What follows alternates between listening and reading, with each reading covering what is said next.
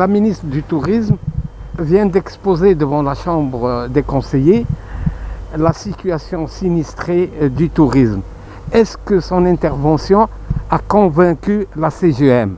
Ce secteur, comme les professionnels ne cessent de le revendiquer et de le réitérer, est un secteur qui est fondamental. C'est un secteur qui emploie plus de 500 000 emplois directs et 2,5 millions d'emplois indirects.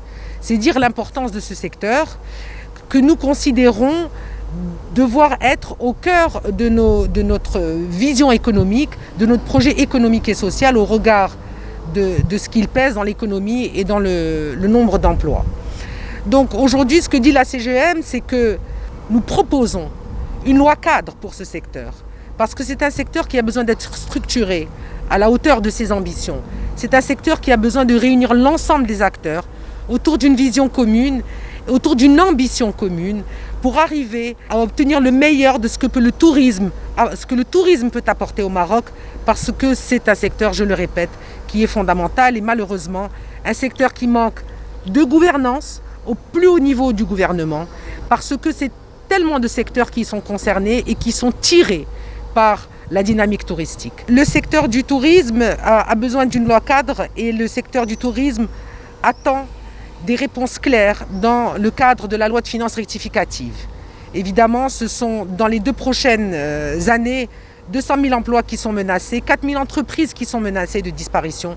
Donc ce sont des chiffres qui sont extrêmement graves et dont il faut prendre la mesure et il faut apporter des réponses immédiatement si on veut éviter de subir les conséquences de cette situation au cours des prochaines années. Comment la CGM conçoit la promotion du tourisme national en pleine crise de la Covid?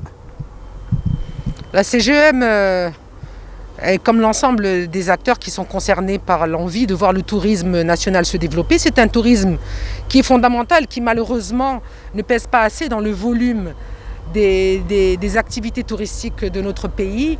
Mais c'est un tourisme que nous devons encourager et il serait malheureux de se replier vers le tourisme national, particulièrement parce que nous sommes en crise.